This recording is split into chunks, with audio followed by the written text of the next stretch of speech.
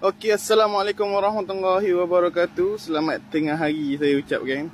So, hari ni abang-abang kakak, sebelum ni saya dah review sebiji Proton pula Pro 2 Viva Pro 2 Viva masih lagi belum ada yang booking. So, siapa cepat-cepat booking cepat Viva tu. Sebelum ni saya pernah update video Viva, semalam saya update. So, hari ni saya update pula macam mana saya janjikan.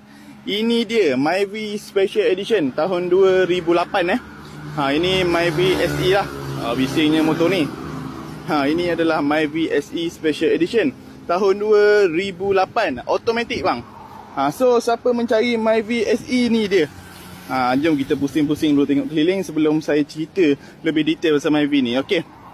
So Myvi ni saya belum letak lagi, saya belum adakan promotion ni lagi. Kita tengok dulu ni.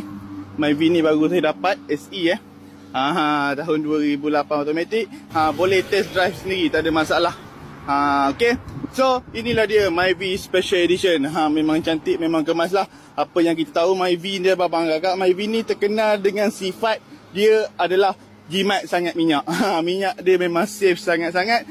Satu lagi, kereta ni adalah kereta yang maintenance yang paling orang kata sesuai lah. Maintenance yang tak susah pun kita nak jaga. Apa barang-barang dia pun senang kita nak dapatkan. Antara barang-barang dia murah-murah je sekarang ni. Sekarang ni banyak kat Shopee pun dah banyak dah.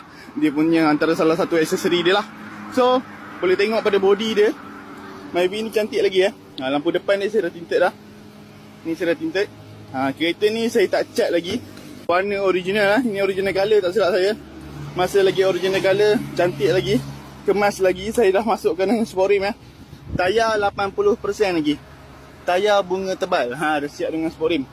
Semuanya cantik lagi. Depan belakang tayar cantik. So siapa yang berkenan boleh PM saya, boleh call saya sampai dapat. So inilah dia pada bahagian dalam dia. SE memang didatangkan dengan leather seat abang kakak. Dia tak didatangkan dengan seat kain. Dia memang didatangkan dengan seat leather.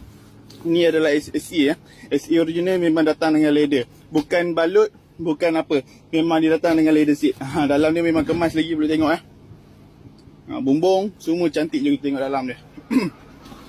So inilah dia pada bahagian penumpang dia. Bahagian depan memang kemas lagi, dashboard semua cantik semua elok lagi. Aircon sejuk, radio berbunyi. Tak ada sebarang fan aircon pun yang rosak. Semuanya cantik. Ini saya dah basuh balik, saya ada detailing balik, dah jadikan dia macam baru. Bumbung pun cantik lagi. Kemas lagi. Special edition. So siapa yang berkenan boleh WhatsApp saya, boleh call saya sampai dapat. Okey. Saya rasa Myvi ni tak banyak mana pun. Myvi ni saya dah